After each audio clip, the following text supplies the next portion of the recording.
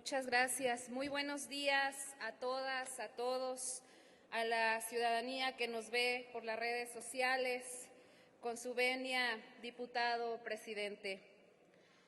Es indiscutible que la historia de nuestro país no sería la misma sin Benito Juárez García, que la nación mexicana como hoy la conocemos y la configuración de nuestra república como existe no se puede entender sin la lucha en vida de Benito Juárez.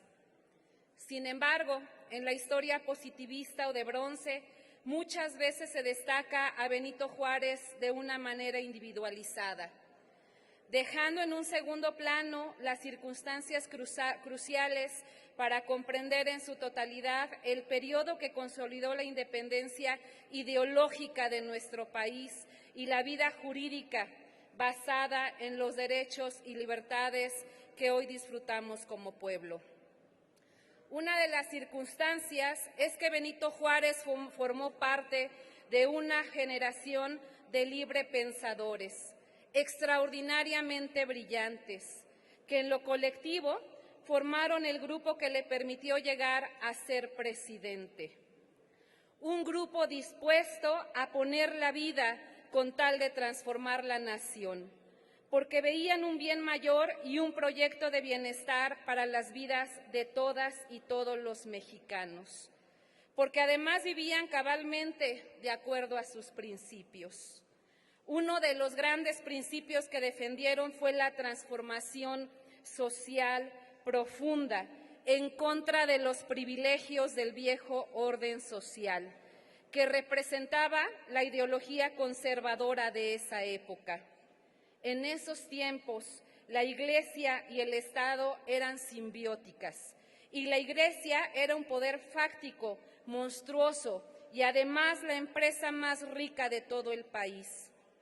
Un sistema de dominio institucionalizado que se imponía a toda la población, ya que recordemos que por decreto constitucional la religión católica era la única religión que se permitía profesar en territorio mexicano.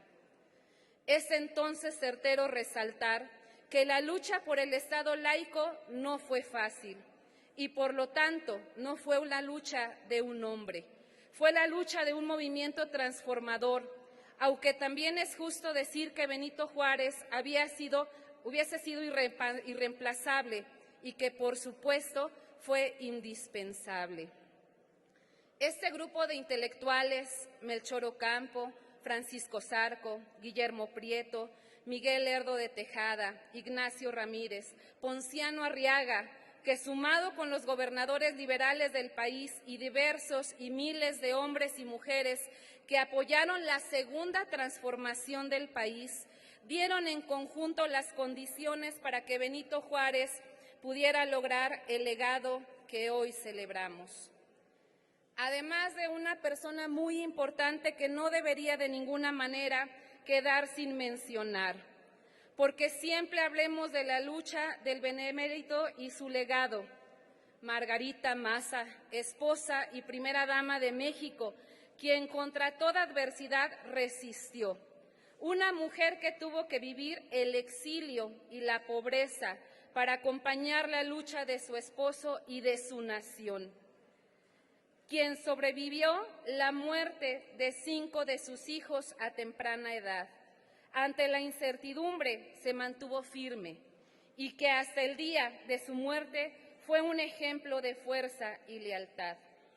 La historia positivista, promovida en gran parte por el Estado mexicano, en su etapa más tecnócrata y neoliberal, posicionó durante años la imagen de Benito Juárez como héroe de bronce.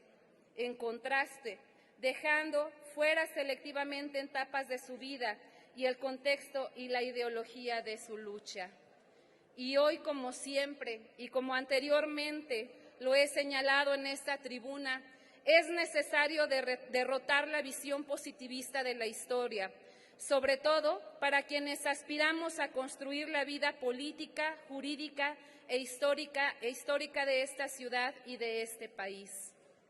Para quienes buscamos desmitificar a Benito Juárez y al mismo tiempo entender sus causas profundas, Él fue, en primer lugar, un luchador contra el sistema que operaba en la sociedad que él creció y vivió, en una sociedad profundamente racista, clasista y dominada por los privilegios.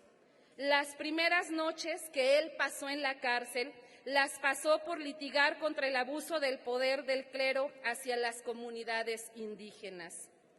Benito Juárez, el primer y único presidente indígena de México, fue también el presidente que llevó a México a dejar atrás la mentalidad colonial, pues después de la guerra y con la victoria de las tropas republicanas ante las imperialistas y los invasores franceses, se derrotó la ideología colonialista, quedando la soberanía como un principio de nuestra nación.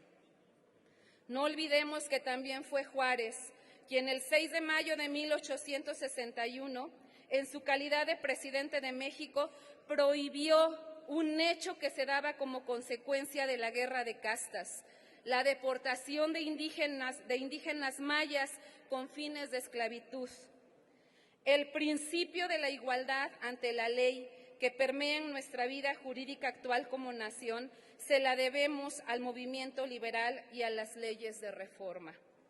Benito Juárez fue también un hombre pobre, austero y de una humildad extraordinaria, quien gobernó con estos principios junto a su gabinete, que más allá del enriquecimiento buscaba consolidar un Estado más justo para todas y todos, donde no fueran unos cuantos quienes usaran la ley a su favor para proteger sus privilegios, y donde la educación fuera un derecho para su pueblo, un principio fundamental de los libres pensadores que lideraron la segunda transformación de México.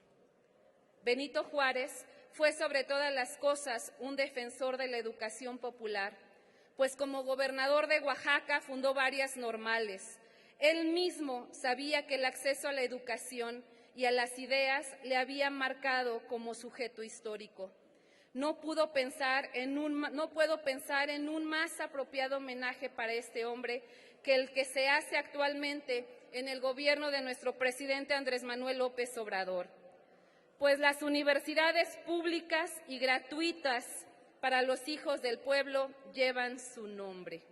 Y la beca que permite a las familias que menos tienen que sus hijos accedan a la educación media superior también. Un homenaje no de bronce ni de hierro, sino de acuerdo a los principios de la transformación.